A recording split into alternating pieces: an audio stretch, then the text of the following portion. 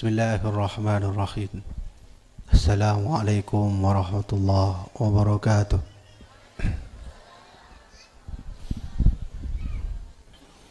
Alhamdulillahilladzi ja'alana ni'matan katsirah wa ja'alana imanan wa ihsanan wa tauhidan wa ma'rifatan ila Allah. Allahumma salli ala sayyidina Muhammad وعلى آله سيدنا محمد كما صليت على سيدنا إبراهيم وعلى آل سيدنا إبراهيم في العالمين إنك حميد مجيد. أما بعد. Pertama-tama mari sama-sama kita panjatkan puji dan syukur kita kehadirat Allah Subhanahu wa taala yang telah banyak memberikan nikmat untuk kita, yang telah banyak memberikan umur untuk kita. Saking banyaknya nikmat yang Allah berikan itu, kita pun lupa apa yang pernah Allah berikan, apa yang pernah Allah tunjukkan, apa yang pernah Allah kasih untuk kita. Hari ini kita lupa kepada nikmat itu. Kita minta kepada Allah semoga kita selalu diingatkan, kita selalu mensyukuri nikmat Allah Subhanahu wa taala.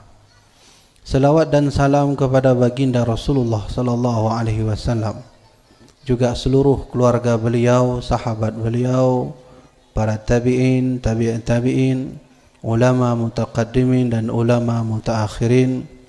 Wabil khusus untuk ulama-ulama getanyo di Acehnya yang tiada ataupun yang mentona, katanya oleh kepada Allah, semoga semuanya diampuni oleh Allah, diberi berkah oleh Allah, diberi syafaat oleh Rasulullah sallallahu alaihi wasallam. Kaum muslimin yang dirahmati oleh Allah Subhanahu wa taala. Pernahkah ibu-ibu berfikir kita hari ini dengan Rasulullah sudah berjarak 1440 tahun? Peduk hijriah ka malamnya. Hana pakai Masihi, no getanyo hijriah ka terbe pertuh pepuluh tahun. Maka teringat yang dikatakan oleh Syekh Ibnu Hajar Al-Asqalani, seorang ulama yang terkenal yang pernah membuat kitab Fathul Bari. Beliau mengatakan kiamat akan terjadi pada 1476. Itu versi kita. Allah yang Maha Tahu. 1476. Syekh Ibnu Hajar Al-Hambali pernah berkata kiamat tak akan lama lagi sebelum sampai ke 1500 tahun. Maka uronyo getanyo na bak titik 1440 tahun. Apa tanda yang pernah dimunculkan oleh Allah? Oh, sudah banyak sekali. Sudah banyak sekali tanda yang Allah berikan. Ilun sebutkan pada buah contoh yang insya-Allah akan terfokus bak sebuah contoh. Rasulullah pernah berkata dalam kitab Syekh Ibnu Hajar Al-Haytami yang berjudul Qaul Mukhtasar fi Imamil Mahdil Munzadhar. Apa kata Rasulullah? Imam Mahdi tak akan pernah turun sebelum terjadi gerhana berturut-turut dalam 2 tahun dalam bulan yang sama. Pertanyaannya, apakah gerhana itu sudah muncul? Getanya tak kenjunya hana treble ayah-ayah ibu-ibu sekalian. Hanya dah memang enle uronyo. Karena memang menurut ulama, hampir sepakat para ulama, getanyo hana treble jarak antara Rasulullah dengan kiamat tidak lebih dari 1500 tahun. Sedangkan getanyo ino bak hijriyah sudah 1440 tahun. Tetap yang punya kehendak Allah semata. Getanyo hanya menghitung-hitung saja. Yang depu Allah mandum. Cuman Syekh Ibnu Hajar Al-Asqalani pernah berkata beliau meneliti dari hadis Nabi bahawa jarak kiamat antara Rasulullah dengan kiamatnya adalah 376. Kita sudah masuk ke 1440. Kon berarti Syekh Ibnu Hajar maha tahu? Tidak. Ibnu Hajar hanya menulis dan mengira-ngira saja. Hanya Allah Subhanahu wa taala yang tahu.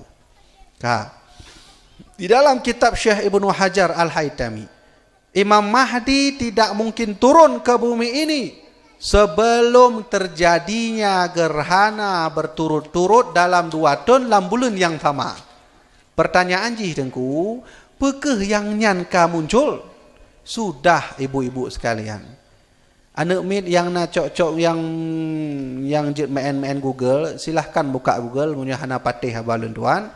Atau adik-adik yang kana mak HP, silahkan buka HP, buka Google. Teliti. 1981 kita buktikan, benarkah Rasulullah pernah berkata seperti itu? Rasulullah mengatakan Imam Mahdi tak akan pernah turun sebelum terjadi gerhana berturut-turut 2 tahun dalam bulan yang sama. Tahun 1981 gerhana muncul pada bulan Ramadan tanggal ke-14 Ramadan. Dalam bulan yang sama, dalam tahun yang sama 1981, bak bulan Ramadan terjadi pada tanggal 28 Ramadan. Yang tahun 2 go terjadi gerhana, yaitu tahun 1981 terjadi gerhana bak tanggal 14 Ramadan. 3 terjadi gerhana bak tanggal 28 Ramadan. Kemudian tahun depannya 1982 terjadi gerhana sekali lagi pada bulan Ramadan tanggal 15 Ramadan, terjadi gerhana 3 bak tanggal 20 kurang Ramadan. Itu sudah terjadi. Ribuan tahun yang lalu Rasulullah telah mengatakan itu, bahwa Imam Mahdi tak akan pernah turun sebelum jatuhnya gerhana berturut-turut 2 kali dalam 2 tahun dan bulan yang sama. Itu sudah terjadi. Yang kedua, Rasulullah sallallahu alaihi wasallam pernah berkata dalam hadis dalam kitab Qaul Mukhtasar fi Imamil Mahdi Al-Muntadhar karya Syekh Ibnu Hajar Al-Haytami. Apa kata Rasulullah? Imam Mahdi tak akan pernah turun sebelum adanya benda besar yang melewati bumi. Apakah itu sudah terjadi? Sudah, ayah-ayah luntuan sekalian. Pada tahun 1984 yang menurut ahli astronomi, yang menurut Badan Antariksa Amerika Serikat, bahwa benda besar itu dinamai dengan komet Halley, komet terbesar yang pernah melewati bumi. Di dalam sejarah, sejak Nabi Adam hidup sampai Nabi Muhammad SAW, itu terjadi 4 kali. Ada seorang ulama mengatakan ternyata komet ini pernah muncul sebelum Allah menurunkan azab kepada Nabi Nuh. Komet ini pernah muncul sebelum Allah turunkan azab kepada Nabi Ibrahim. Komet ini pernah muncul sebelum Allah mengazab kaum Nabi Lut. Dan terakhir komet ini muncul di tahun 1984. Apa tandanya? Imam Mahdi tak akan pernah lama lagi. Lebohnya mantong kathib untuk bertanya bukti bahawa sesungguhnya memang getanya hana trip leh hudipnya. Maka oleh karenanya yang kena tabahas malamnya insya-Allah adalah getanya tabahas saboh tanda kiamat yang sedang berlangsung. Yang uronyo kait tamong di Aceh tercinta nanyo. Ada satu tanda kiamat yang sedang terjadi di Aceh ini, yang sedang terjadi di Indonesia kita ini, yang sedang terjadi di dunia ini. Kalau ini kita tak peka terhadap itu, maka bersiaplah kita tidak akan diselamatkan oleh Allah Subhanahu wa taala. Apa tanda kiamat itu tengku? Rasulullah pernah berkata, apa kata Nabi? La taftariqu ummati ala 73 firqah. Nanti umat saya akan terpecah 73 golongan. Fawahidatun fil jannah, ada satu golongan yang masuk surga. Wa thintani wa sab'ina finnar, 72 masuk neraka. Rasulullah ditanya oleh sahabat, manhum ya Rasulullah? So yang tamong surganya Nabi, ahlus sunnati wal jamaah, ahlu sunnah yang akan masuk ke dalam surga. Ayah-ayah sekalian, tujuan ilun jak kena, tujuan kamonyo tim-timnyo jak kena adalah kita selamatkan lagi akidah ahlu sunnah wal jamaah. Kenapa? Karena Aceh sudah mulai diserang oleh kelompok-kelompok yang tak mau bertanggung jawab, yang mereka siap membid'ahkan kanduri laut, yang mereka siap membid'ahkan kanduri maulud, yang mereka siap membid'ahkan Somadiyah, yang mereka siap membid'ahkan tahlil, yang mereka siap membuat kita syirik karena kita ini ahli bid'ah menurut mereka, karena kita ini ahli syirik menurut mereka, karena kita ini adalah orang yang tak ikut sunnah Rasulullah, apalagi ajaran Al-Quran. Siapa mereka? Ilun jok haba bacut. Na salah siro badan intelijen negara. Hanalum brinan. Hanalum brinan kau nyan. Hanalum berita awak dona nan intelijennya. Ternyata Indonesia hari ini sedang mengalami sakit. Apa sakit negeri kita? Badan intelijen negara sudah membuat list daftar kelompok baru yang siap menghancurkan Aceh dan siap menghancurkan Indonesia. Pertama, ISIS. So yang pegah lagi kan, kelentuan Badan Intelijen Negara. Siapa mengatakan itu? Badan Intelijen Negara atau disebut BIN. Apa yang pertama? ISIS. Jangan pernah dekat ISIS karena ISIS siap menghancurkan persatuan kita Indonesia. Yang kedua, Syiah. Jangan pernah dekat dengan Syiah karena Syiah juga siap akan menghancurkan persatuan Indonesia. Yang ketiga, Wahabi yang juga sudah ada di Aceh ini, yang mereka juga siap menghancurkan persatuan Indonesia. So yang kena genyan kan ulun tuan ayah-ayah mak-mak ulun yang mengatakan itu adalah badan rahasia negara yang siap menghancurkan persatuan kita. Bambanyo na urang telefon ulun tuan. Na tiro ayah na anu, kemudian anunya jakbut, kon jakbut bak dayah.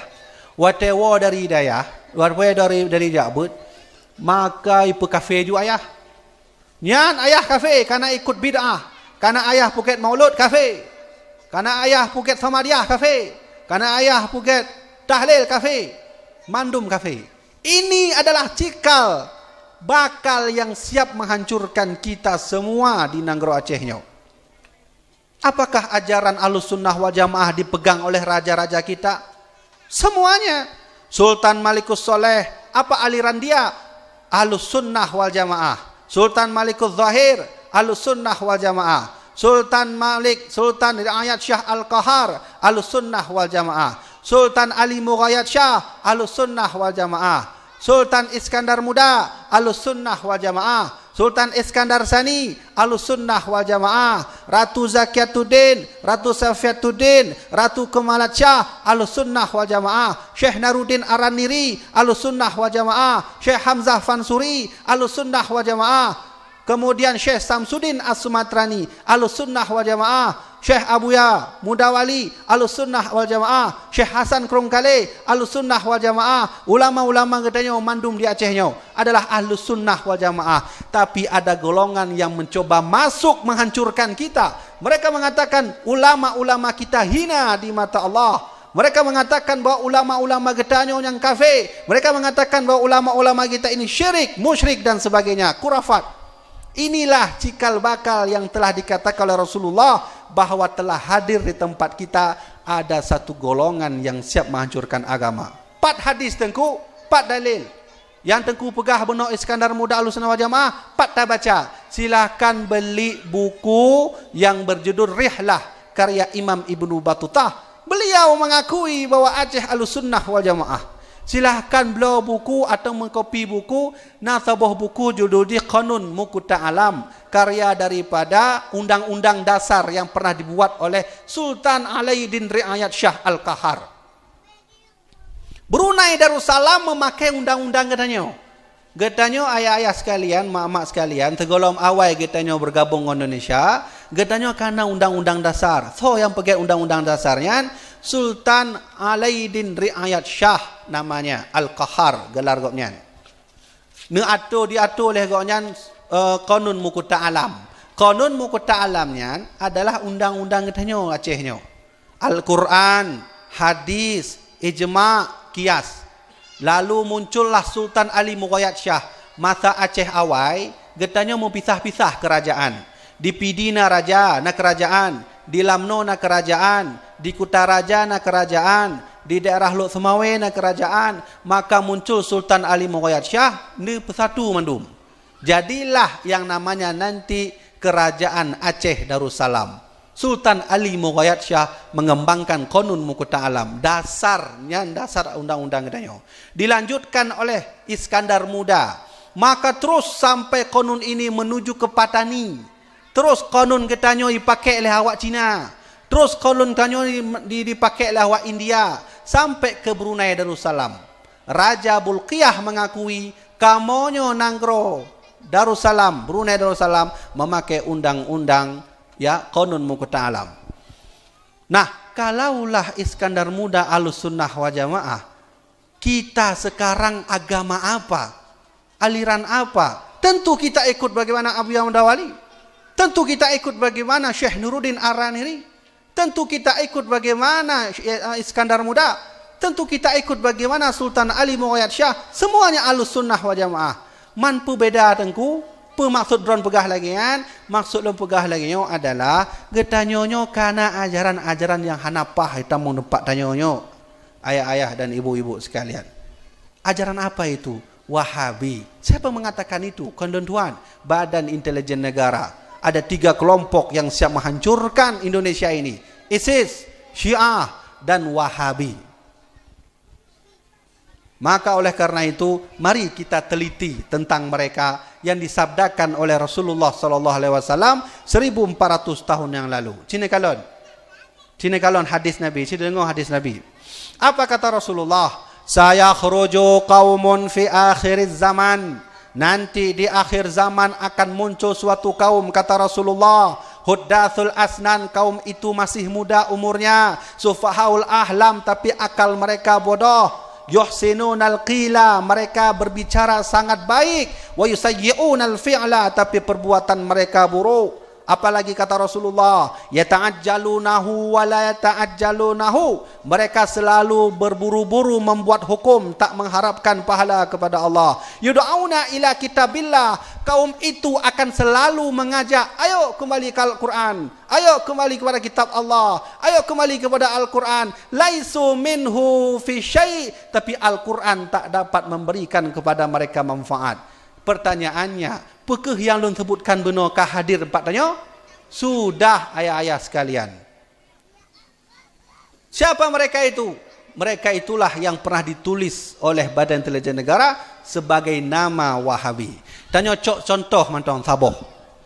Lawetnya getanya na nekmit itanya mungkin jak kuliah lah ubanda contoh dah bogah ju. Tro ubanda maka dirasuki pikirannya sehingga watewa gampung kaiken Maulid Rasulullah syirik, musyrik. Yang getanya dari ubud kakak tak adakan kanduri Maulid, yang tak adakan Maulid Nabi, tro awaknya kaiken getanya adalah syirik. Tuku, nyan Maulid Nabi punah masa Nabi. Menyatanya kenhana berarti nyo hanya tak begitu. Yang ikut lewatnya. Berarti Maulid Nabi ini tak boleh dibuat. Siapa bilang? Orang yang pertama kali mengadakan Maulid Rasulullah ini adalah paman Nabi sendiri. Abu Lahab. Coba lihat, Rasulullah saat lahir digendong Abu Lahab, lalu gembira, lalu dia memerdekakan Suwaibah al-Aslamiyah. Allah memberikan keringanan kepada Abu Lahab untuk tak disiksa pada hari Senin. Nyantaboh rahmat. Yang orang kafir saja mengadakan Maulid Nabi, apalagi kita yang mencintai Rasulullah SAW. Yang kena lempegah konyan sebenarnya ji. Nyo lawet nyo na ajaran kamulai tro ji panjang ka jenggot panjang muka isbal macam-macam lah, berlindung di balik sunnah Nabi. Mereka panjang jenggot sampai seperti ini. Apakah itu sunnah Rasulullah? Sunnah Rasulullah kah kita memanjang jenggot sampai ke dada? Ilen tuan lun tanyong langsung ba Abu Ya Muhyiddin Wali. Lun tanyong kiban jenggot Rasulullah wa Abu Ya, wikil Abu Ya. Jenggot Rasulullah itu panjang sabuh genggamnya. Qabada ala lihiyatihi, Ibnu Umar, anak dari Umar bin Khattab, na jenggot. Gonyan jenggot ubenya wa. Hana panjang ubenya wa. Itu amalan sunnah yang salah. Mereka mengatakan maulid Nabi ini bid'ah. Kaum itu mengatakan maulid Nabi bid'ah. Mereka mengatakan kanduri laut bid'ah. Mereka mengatakan kanduri maulud Yohana masa Nabi. Yohana berarti hukumnya haram. Padahal dia tebak sejak ubud tak adakan maulid Rasulullah SAW. Tengku, ilang kena dalil tengku. Apakah maulid Rasulullah ini bisa kita adakan? Bisa. Menurut Ahlus Sunnah wal Jamaah, maulid Rasulullah ini sunnah dikerjakan. Syekh Muhammad Alwi Al-Maliki mengatakan, so yang puket maulid hukum di sunnah.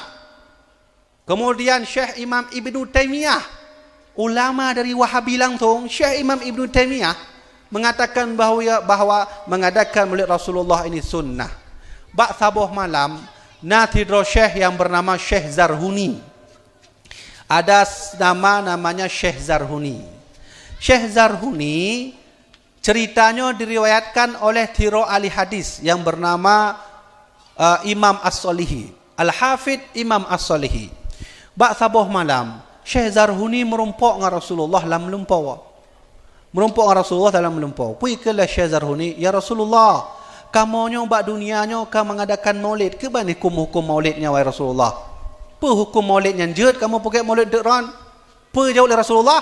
Kalau mereka mengadakan maulid senang dan rindu kepadaku, maka aku akan senang dan rindu kepada mereka. Itu disahkan sendiri oleh Rasulullah dalam mimpi Syekh Zarhuni yang kisahnya diriwayatkan oleh ahli hadis yang bernama Syekh Imam Al-Hafidh As-Solihi.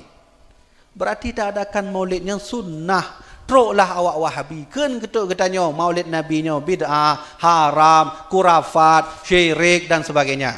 Lihat, wajar Badan Intelijen Negara mengatakan berhati-hatilah terhadap Wahabi karena dia siap menghancurkan akidah kita. Dia siap menghancurkan antara ibu dan anaknya. Dia siap menghancurkan antara ayah dan anaknya. Dia siap menghancurkan antara teman dan temannya. Lawiknya awaknya kamu mulai ken-ken tu Abu Mudi. Kamu mulai dihina-hina Abu Mudi. Abu Tumin leh pupu peget foto Abu Mudi kai gila-gila ngan tilap lewaknya. Kamu alhamdulillah dari bandar kamu mulai bergerak. Makanya ke ayah-ayah dan tuan sekalian, tujuan kamu jak kena memberitahu bahawa sesungguhnya ini sedang terjadi. Kiamat memang tak pernah lama lagi. Apa kata Rasulullah? Afatuddin salasa, agama ini hancur kalau dipimpin oleh 3 golongan. Ulang 3 tu. Afatuddin salasa, agama ini hancur kalau dipimpin oleh 3 golongan. Siapa yang pertama? Rasulullah mengatakan imamun jairun, pemimpin yang jahat. Bagaimana definisi pemimpin yang jahat? Kalau ada seorang presiden, kalau ada seorang kecil, kalau ada seorang mukim, kalau ada dia seorang pemimpin kampung ini yang membiarkan rakyatnya bermaksiat kepada Allah, yang membiarkan rakyatnya atau kampungnya membuat khamar, yang membiarkan rakyatnya berbuat judi, yang dia sendiri tak peduli terhadap maksiat di negeri ini, maka kata Rasulullah, itulah yang disebut imamun jairun, pemimpin yang jahat. Kalau sudah munculnya pemimpin yang jahat, bersiaplah kata Rasulullah, fantadris sa'ah, tunggulah masa kehancuran. Pertanyaannya, apakah agama Islam di Indonesia sudah hancur? Ibu-ibu sekalian, pak tanda dengku agama Islam kehancur? Tanda je mudah mentong. Bak kampung lun contoh mentu lagi kan. Bak kampung lun tuan, nyo fakta. Nyo urang ino lagi mak sekalian. Membuka aurat, pergi ke pasar buka aurat, biasa lagi yo. Ya, baje je pakai jilbab sih, tapi lagi yo. Jangan Honda. Kalau ada orang yang sudah menganggap itu biasa, ibunya menganggap dia sudah biasa seperti itu, ayahnya sudah menganggap dia biasa seperti itu, maka antara hak dan batil kata maju, hana lain. Masa Rasulullah antara hak dan batilnya beda. Nyo hak, nyo batil. Nyo bro, nyo God. Nyo Islam, nyo hana Islam. Tapi lebih nyo kasama mandum. Sudah samar-samar mana yang baik, mana yang buruk. Contoh yang kedua. Kaya belum kalau orang lagi mah. Kaya belum kalau orang inong pakai jilbab lagi awak. Kena? Yang tapi itu nah baca jalan nah. Lagi yang pakai nak. Apakah ini ajaran Islam? Tidak. Wal yadribna bi khumurihinna ala juyubihinna. Ya Muhammad, ajarkan istri-istrimu memakai kerudung atau memakai jilbab sampai menutupi ke dadanya. Itu ajaran Al-Quran. Yang hari ini katanya kaim takalan urang yang kabiasa ju. Nyo nauri nong lagi kan kabiasa ju, adik danyo lagi kan kabiasa ju. Berarti ini tanda kata Rasulullah 1400 tahun yang lalu, bersiaplah fantadri sa'ah, akan muncul masa nanti agama Islam hilang, agama Islam hancur, agama Islam akan dirusaki oleh orang Islam sendiri. Siapa yang merusak itu? Imamun jairun, pemimpin yang jahat, yang tak peduli lagi terhadap Islamnya, yang dia membiarkan Islam di Indonesia hancur, yang dia membiarkan maksiat merajalela, yang dia membiarkan minuman khamar merajalela. Kalau itu sudah muncul, maka bersiaplah agama akan hancur. Kedua, golongan yang menghancurkan agama Islam itu sendiri adalah faqihun fajir. Sonyan faqihun fajir, yaitu ulama yang sudah mulai mencari jabatannya.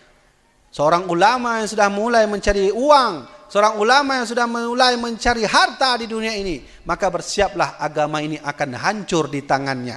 Ketiga, mujtahidun jahil, muncul ulama-ulama bodoh. Karena ulama-ulama bodoh lewatnya kaletat. Letat kah? Kahana trip le ayah-ayah mak-mak sekalian. Yataqarrabu zamanu, zaman kiamat akan semakin dekat. Yu'ridul ulum, Allah mencabut ilmu itu.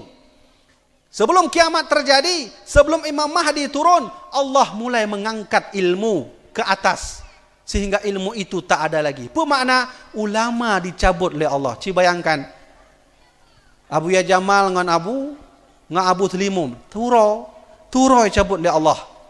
Abu Tlimum meninggal waktu bengah, Abu Ya Jamal malam.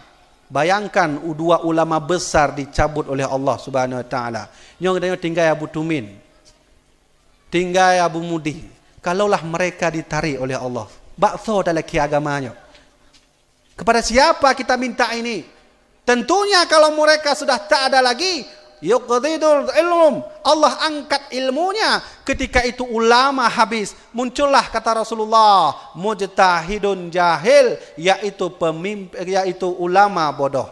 Pertanyaannya, sudahkah muncul ulama bodoh itu? Sudah. Bagaimana ciri-ciri ulama bodoh itu? Yang pertama, yud'auna ila kitabillah, mereka selalu mengajak kepada kitab Allah. Laisu minhu fi syai', tapi mereka tak dapat manfaat dari kitab Allah itu. Kiban contoh, kamu juk contoh nyo kejadian yang kamu alami di Banda Aceh. Nah, truk golongannya dikeun-keun tuk danyo, tarikat sesat, zikir sesat, mandum sesat juga. Abu Mudi lagi yang Aceh. Hana bawanya, sehingga kamu pakat diskusi. Ayo kita diskusi. Ente orang Islam, saya orang Islam. Ente percaya kepada Allah, saya juga percaya kepada Allah. Ayo kita diskusi. Apa kata mereka? Kami tak mau diskusi dengan orang bodoh. Maka kamu balah watanya, hai, diskusi ini, musyawarah ini adalah perintah Allah dalam surat Asy-Syura, wamruhum bisyura bainahum, perintahkan kepada mereka untuk bermusyawarah, berdiskusi. Ini ajaran Al-Quran. Engkau yang hafal Quran 30 juz, kenapa tak mau mengambil amalan ini? Ini bukti kata Rasulullah. Nanti muncul suatu kaum, kata Nabi, salah satu sifatnya adalah yud'auna ila kitabillah, selalu mengajak kitab Allah. Laisu minhu fi syai', tapi mereka tak dapat manfaat dari Al-Quran itu. Yang kedua contoh, tak boleh. Yang kedua kata Rasulullah, yuhsinunal qila wa yusayyi'unal fi'la. Nanti muncul suatu kaum, dua sifat yang kedua mereka adalah mereka berbicara seperti puisi, tapi perbuatan mereka sangat buruk. Perkara yang mulai langian sudah ada. Cikalan bak YouTube, nalah syekh-syekhnya gure-gure tengku-tengkuat di Jakarta ini yang hayutat pegah apa, tapi yusayyi'unal fi'la, perbuatan mereka buruk. Pernah terjadi di masa Arab Saudi dahulu, pada abad 18, punya hantalah tuan. Muncullah seorang ulama pencetus nama Wahabi bernama Muhammad bin Abdul Wahab. Muhammad bin Abdul Wahab bersekutu, berteman dengan Abdullah As-Su'ud. Jadi dile segolom Arab daken Arab Saudi, nyan kon Arab Saudi ya wai. Tapi arti nama dulu adalah negeri Hijaz, Baladul Hijaz, negeri Hijaz. Sehingga Muhammad bin Abdul Wahab bak sabahuro mendebat dengan ayah goknyan. Ayahnya namanya Abdul Wahab. Nyo dengar cerita langsung waktu kamu bet ba almarhum Abu Yang Muhyiddin Wali. Kamu bet ba Abu Yang Muhyiddin Wali cerita oleh beliau. Pui ke le Abu Ya, Muhammad bin Abdul Wahab berdebat dengan ayahnya. Nama ayahnya Abdul Wahab. Abdul Wahab orang ahlu sunnah wal jamaah. Bak sabahura bengeh kepada Muhammadnya. Anak konyan. Waktu bengeh tebitlah Muhammad, belajarlah dia ke cari guru lain karena begitu marah kepada ayahnya. Merompoklah tidur syekh yang bernama Syekh Al-Majmu'i masanya. Dia tak tahu bahwa Syekh Al-Majmu'i ini adalah orang Yahudi yang menyamar menjadi orang Islam. Yahudi 1400 tahun yang lalu sudah menyerang kita. Di masa Rasulullah, nasabah umat namanya suku Aus dan suku Khazraj. Segalam Nabi lahir, suku Aus dan Khazrajnya tapi pakai, tapi perang awaknya. Maka truk Rasulullah didamaikan. Orang Yahudi hana tenang. Hana tenang Yahudi watanya mak-mak sekalian. Maka dibuat hancur oleh Yahudi, berpisah lagi suku Aus dan Khazraj. Bengeh Rasulullah watanya. Disatukan lagi. Coba lihat, Yahudi sudah mulai bermain masa Rasulullah. Apalagi lawetnya kita nyonya bak zaman modernnya. Maka oleh karenanya kita sudah diwanti-wanti oleh Allah pada saat itu. Walan tarda ankal yahudu wan nasara hatta tattabi'a millatahum. Ya Muhammad, Yahudi dan Nasrani tak akan pernah senang kepadamu hatta tattabi'a millatahum, sebelum engkau mengikut agama mereka. Dan itu terjadi. Muhammad bin Abdul Wahab jabut bak Syekh Al-Majmu'i. Al-Majmu'inya orang Yahudi mak-mak sekalian. Karena dia senang, maka dia ajarkan ajaran Yahudi. Coba lihat, Aceh, tanah nanggro tanyonyo, tanah tercinta kita nyonyo, 2 abad mau dikuasai Belanda, tak bisa. Portugis masuk ke Aceh, menguasai Aceh, tak bisa. Jepang 3 tahun masuk ke Aceh, menguasai Aceh, tak bisa. Kenapa tak bisa? Karena kita punya ulama. Karena kita punya pemimpin yang kuat. Siapa mereka? Tengku Umar. Siapa mereka? Cunyadin. Siapa mereka? Ada tokoh-tokoh yang lainnya. 3 abad, 2 abad kita dijajah oleh Belanda, tak bisa-bisa. Ternyata kekuatan orang Aceh nabak ulama. Maka dihubungilah Sunok Horgonya watanya. Sunok Horgonya yang telah tiro orang Belanda yang kon Islam jabut udah Mekah. Jabuk Mekah, jabuk Madinah, hafal Quran lom. Nyokon kau orang Islam kan? Hafal Quran. Dihubungi Sunok Horgonya jak Aceh diad. Kamu kekualahan membantai orang-orang Aceh. Gimana cara? Maka dipelajari oleh Sunok Horgonya watanya. Menyamar jadi syekh. Namanya Abdul Ghaffar. Punya orang Aceh dan nyawai neken Tengku Putih. Karena orang bule kan putih. Maka kamu ke watanya ke Tengku Putih dalam sejarah. Waktu itu dipelajari oleh Sunok Horgonya. Ternyata kekuatan orang Islam di Aceh bukan pada senjata. Ternyata kekuatan orang Islam di Aceh bukan pada nuklir. Ternyata kekuatan orang Islam di Aceh bukan pada pisau. Ternyata kekuatan Islam di Aceh bukan pada rencongnya. Tetapi kefanatikan mereka kepada ulama. Cinta mereka kepada ulama. Sayang mereka kepada ulama. Kalau begitu, pisahkan orang Aceh dari ulama. Maka nasabuh ajaran Wahabi yang memisahkan getanyo daripada ulama. Contoh je, awaknya mulai membid'ahkan tanyo. Hai bang, nyambek com jara ulama, hana masa Nabi, bid'ah. Getanyo dari ubud kata com-com gure tanyo, dah tahu. Ikan lewatnya nyan hana masa Nabi, dalil hana, sahabat hana pubut. Jadi kibang cit, nyam bid'ah lanjut. Mereka tak tahu bahwa hadis Nabi banyak. Mereka tak tahu bahawa sahabat Nabi pernah melakukan cium tangan. Tengku, apa dalil kita nyota cium jara ulama? Ada dalilnya. Mana dalilnya? Riwayat Imam Al-Baihaqi. Bak sabahura, Zaid bin Thabit telah tiro sahabat Nabi yang membuat Al-Quran terus maju.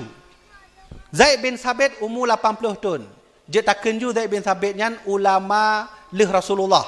Rasulullah menyoji sahabat kena tanyong bak masalah agama Rasulullah nak merumpok dengan Zaid bin Sabit. Bak sabahura Zaid bin Sabit main unta, bagal apa keledai. Bagal.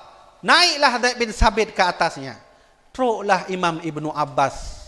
Imam Ibnu Abbas nyan saudara Nabi sekaligus ulama ahli takwil terkemuka di Makkah setelah Rasulullah wafat. Mandum sahabat munyok tanyong tafsir Quran bak Imam Ibnu Abbas. Maka tro Imam Ibnu Abbas coklah talo bagal. Zaid bin Sabit di atas keledai. Maka coklah bagalnya, talo bagalnya. Puikilah Zaid bin Sabit, khil anhu ya abna amir Rasulullah. Wahai saudara Nabi, jangan engkau pegang itu, turunkan. Puikilah Imam Ibnu Abbas, hakadha amarana an naf'ala bi ikramil ulama'i wal kubra.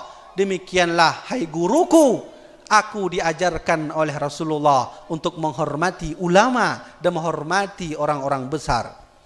Maka turun Zaid bin Sabit dari bagal, dari keledai, com jaro Imam Ibnu Abbas. Nyangkuhnya dalil.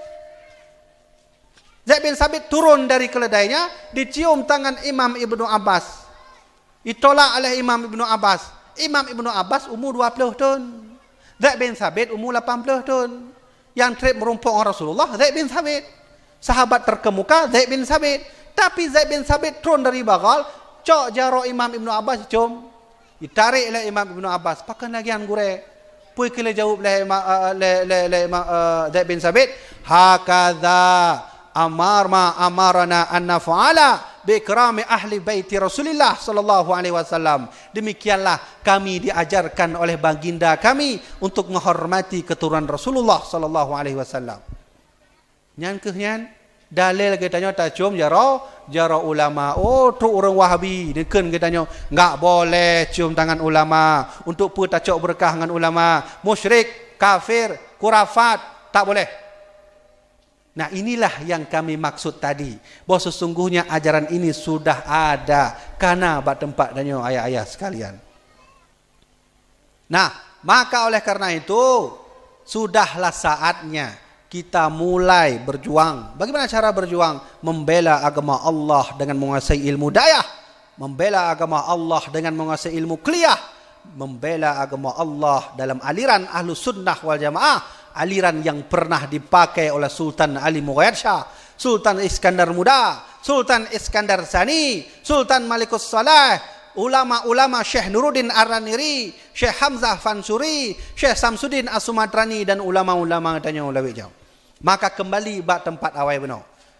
Yang menghancurkan agama adalah golongan ketiga yang bernama mujtahidun jahil, yaitu ulama bodoh. Wajar kata Rasulullah. Apa kata Nabi Muhammad dulu? Nanti muncul kaumku yang kaum itu adalah huddathul asnan. Mereka masih muda umurnya. Akan muncul kaum nanti yang kaum itu masih muda umurnya, sufahaul ahlam, tapi mereka cara berfikirnya bodoh, tak ada akal kata Rasulullah. Soalnya yang ke ulama-ulama leweknya yang ken kita nyonyo, kanduri hanjut, tamadiyah hanjut, tahlil hanjut, nyo hanjut. Siapa mereka? Yang sudah ditulis oleh Badan Intelijen Negara tadi bahwa itulah yang disebut Wahabi. Nah, ini trik Yahudi, trik senok horgonya. 2 abad kita dikuasai oleh Belanda, tak bisa-bisa.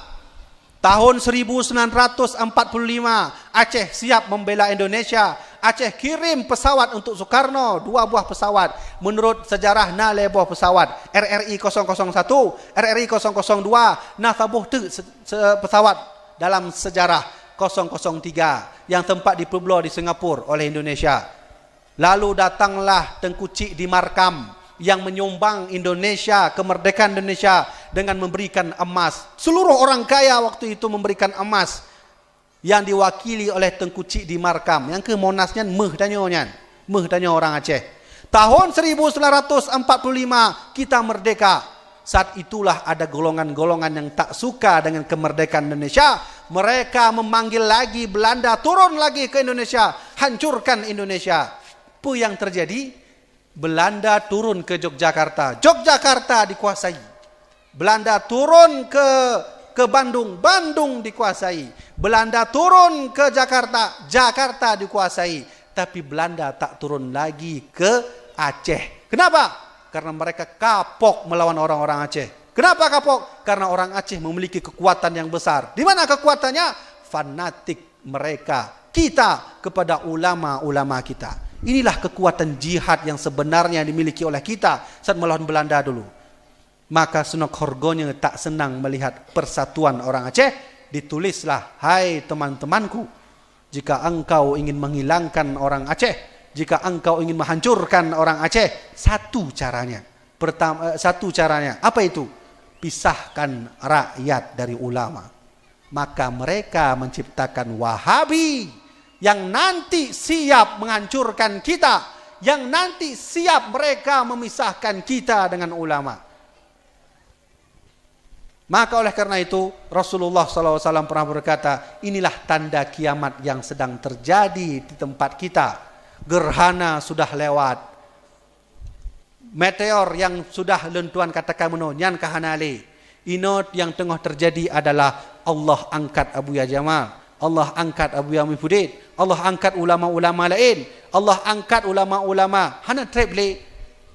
Abu Mudi manusia biasa, Abu Tumin manusia biasa yang juga nanti diangkat oleh Allah. Kalau mereka semua pergi, kita mau kemana? Mau bertanya hukum kemana? Ketika itu nanti Allah angkat ilmu itu, Allah utus nanti ulama-ulama ini katakan oleh Rasulullah, mujtahidun jahil, ulama-ulama bodoh.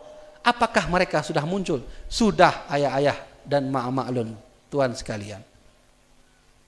Tidak mudah menjadi ulama. Syekh Ahmad Khatib di dalam kitab Syarah Nufahat, dalam kitab Nufahat, Syarah Waraqat, apa kata Syekh Ahmad Khatib? Syarat menjadi ulama harus bisa menguasai ilmu nahu, bisa menguasai ilmu saraf, bisa menguasai ilmu fikih, bisa menguasai ilmu balaghah, bisa menguasai ilmu Quran, bisa menguasai ilmu hadis, bisa menguasai ilmu tashbih, bisa menguasai ilmu bayan, bisa menguasai ilmu ma'ani, bisa menguasai ilmu tajwid. Kalau ada ulama yang hanya hafal Quran 30 juz, tak bisa ilmu nahu, tak bisa ilmu saraf, itu bukan disebut ulama, itu bukan disebut alim. Kenapa?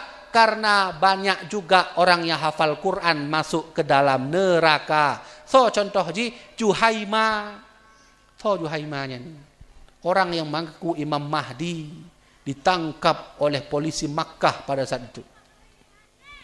Salam yang hafal Quran tamu dalam neraka, Hajjaj bin Yusuf. Soalnya Hajjaj bin Yusuf. Wate Rasulullah meninggal, wate Nabi kita nyawa meninggal, nyan mulai karu umat, sudah mulai terpecah, muncul Syiah, muncul Mu'tazilah, muncul Khawarid pada saat itu.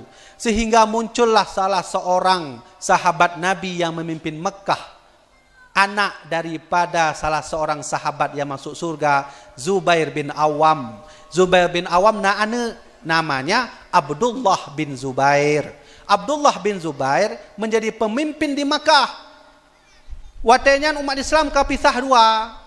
Madinah, Makkah dikuasai oleh Abdullah bin Zubair, sedangkan daerah Basrah, Kufah dikuasai oleh Hajjaj bin Yusuf. Hana senang, maka dibunuhlah Abdullah bin Zubair. Pada saat itu beliau sedang bertasbih, berzikir di depan Ka'bah, mengharap ridha Allah Subhanahu wa taala. Dibunuh oleh Hajjaj bin Yusuf.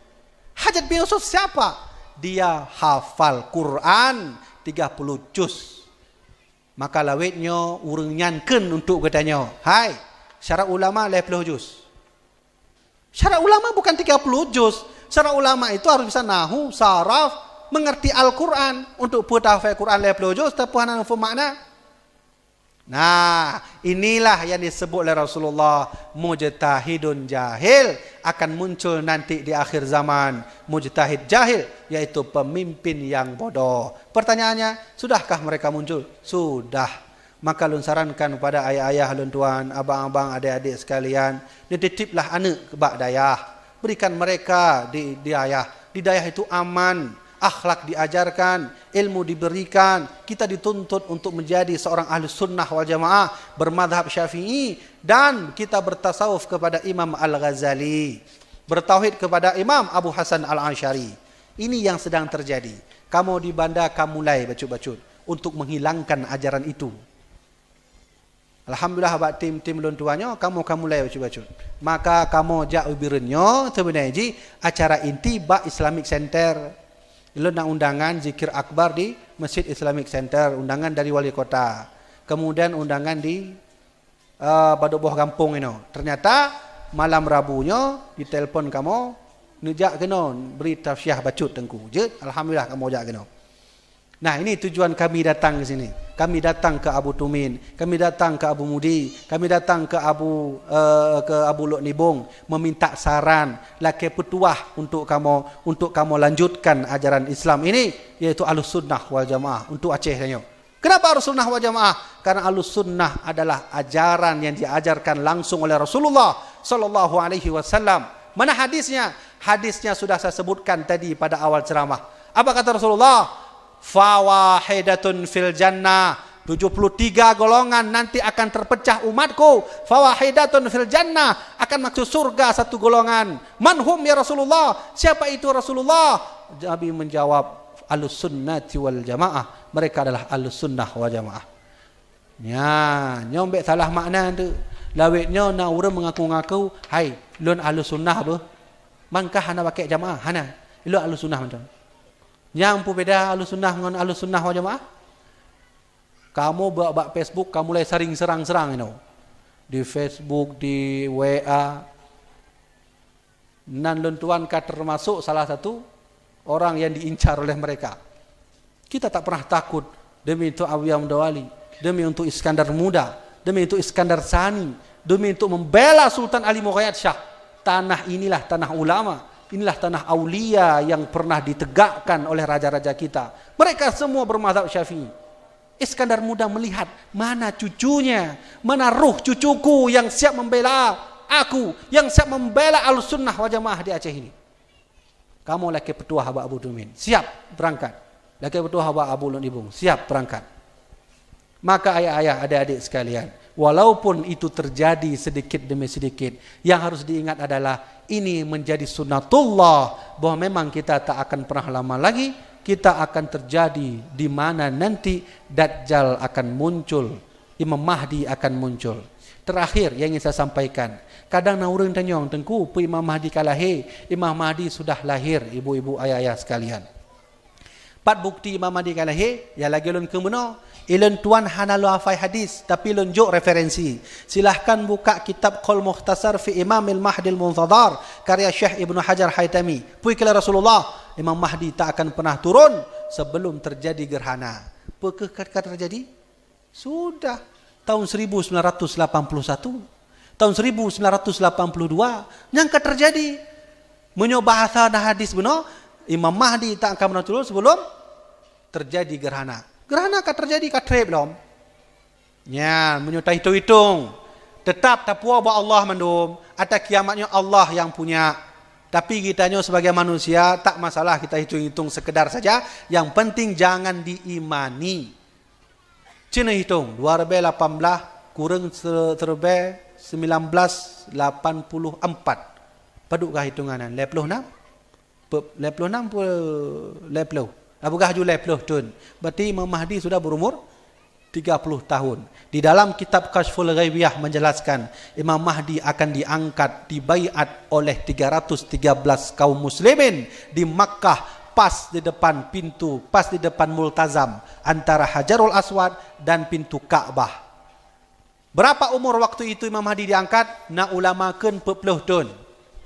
Nak ulamakeun 50 tahun. Seandainya Imam Mahdi ino tak bergah haju. Ini hanya Allah yang tahu. Kita tak berhak menebak-nebaknya dan tak berhak beriman kepada yang apa yang kita katakan. Anggap mantan contoh Imam Mahdi 50 tahun. Sesuai dengan hadis benar. Gerhana sudah muncul. Imam Mahdi 30 tahun. Kata ulama Imam Mahdi diangkat 40 tahun berarti 30 tahun tu. Atau tak bergah haju. Nah ulama pendapat lain mengatakan 50 tahun berarti 20 tahun tu. Nah, sebuah hadis dalam kitab Mukhtasar Mukhtar al-Hadis.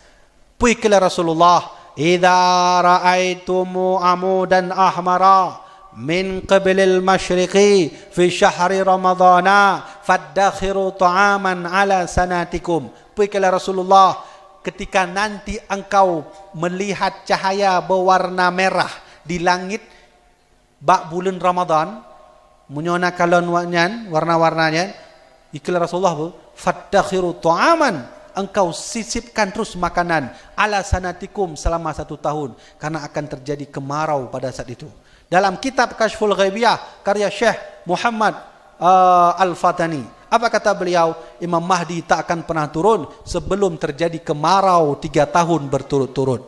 Ternyata Bambanyo yang diberitakan oleh Badan Antariksa Amerika Serikat atau disebut NASA, urang Amerika dengan teknologi awaknya ka meneliti bahawa di kutub utara dengan kutub selatan nyan ka mulai mencair es. Berarti volume panas matahari bak kutub utara ka mulai becut-becut. Sehingga turunlah salju di Arab Saudi. Kan ada kalau bak YouTube turun salju bak Arab Saudi kan? Itu efek dari kutub utara yang sudah mulai naik panas matahari. Berarti akan terjadi kemarau. Apa kata BMKG? Apa kata NASA? Akan terjadi panas tahun 2024. Ada mengatakan tahun 2027. Nah, pula menyangka lagi kan? Berarti memang hana trebele. Oleh karena itu, ayah-ayah, ibu-ibu sekalian, nyo karap hijau dan nyo ceramah, yang kena lempegah ini adalah ajaran yang dikatakan oleh Allah dahulu sudah ada di tempat kita. Berhati-hatilah, berpegang teguhlah kita. Alaikum bisunnati wa sunnatil khalafi rasyidin al-mahdiyyin. Yang pesan Nabi, hai kamu, jika nanti engkau mendapatkan kekhilafan, engkau pegang hadisku dan pegang pendapat sahabat-sahabatku. Pegang hadisku dan pegang pendapat sahabatku. Yang mayoritas ditanya di Aceh apa? Ahlus sunnah wal jamaah. Pesan Nabi cikalon, idza ra'aitum ikhtilafan fa'alaikum bisawadil a'zam. Puikala Rasulullah, jika nanti engkau mengalami konflik, jika engkau mengalami kekhilafan, perbedaan pendapat, fa'alaikum bisawadil a'zam, engkau harus cari mana yang mayoritas. Di Aceh mayoritas ahlus sunnah wal jamaah. Maka pesan Nabi, cok yang mayoritas. Lagi ancik kita jom mazhab. Ada mazhab Maliki, ada mazhab Hambali, ada mazhab Syafi'i, ada mazhab Hanafi. Ban petbohnya jet tak amaikan. Tapi pertanyaannya, mazhab yang mana yang di dunia yang sering pakai? Mazhab Syafi'i. Hampir seluruh dunia memakai mazhab Syafi'i. Pesan Nabi, idza ra'aitum ikhtilafan, jika engkau berkhilaf dalam pendapat, fa'alaikum bisawadil a'zam, pilih yang mayoritas. Berarti mazhab Syafi'i mayoritas. Oleh karenanya ibu-ibu, ayah-ayah dan tuan sekalian, nyo yang ke dalam pesan tabuh sebenarnya ji. Berhati-hatilah mulai sekarang. Jo anak kita nyoba daya. Hana tempat lain. Tengku ilon kena jo anak ilon ba kuliah. Hana masalah, lorong kuliah cit. Tapi ayah lun tuan neberi ilmu agama ile. Lehnya baru datang mau kuliah. Nyampi kadang-kadang tanya kuliah bandanya bahaya cit. Karena kejadian Milata Abraham, kita mau lam saboh kampus, hana sebutkan kampusnya, menjaga kode etik. Ada salah satu universitas di Banda Aceh masuk ajaran Milata Abraham. Nathiro mahasiswi, kita mau lam ajarannya. Cara tamong je mudah. Hai ne, nyopeng le juta na bak iku. Cok. Syarat di saboh. Kiban syarat? Neken syahadat asyhadu an la ilaha illallah wa asyhadu anna Ibrahim Rasulullah. Cok. Kemudian tak boleh syarat ji sebarkan ajarannya. Kawe le juta tigo tak kenangan. Yang tak EU pada go yang hanam rumpok le juta. Tak EU mutu contoh lam thuro. Paling tertoh robem deme. Nyo le juta dengan tak cok tak kenangan. Kawe sehingga tamu lam Quran serambi watanya. Hana lu simpan Qurannya lu teringat tak lu baca. Ditaubatkan kembali di Masjid Raya. Coba bayangkan, sudah ada ajaran seperti itu. maka masuklah anak ke dayah. Kalau ingin jadi anak orang profesor, masuklah ke dayah dulu, lalu masuk kepada kuliah. InsyaAllah bermanfaat. Ayah-ayah, ibu-ibu sekalian, nyo kabeh saja mengenai nyo ceramah, bila tuan lo sampaikan mau'izah hasanah, mudah-mudahan nyo bermanfaat bagi kita nyo mendung, bermanfaat bagi tuan sendiri. Ino menyona pertanyaan, je tak buka tanya jawab. Sekian yang dapat tuan sampaikan. Usikum binafsi bitaqwallah. Wassalamualaikum warahmatullahi wabarakatuh.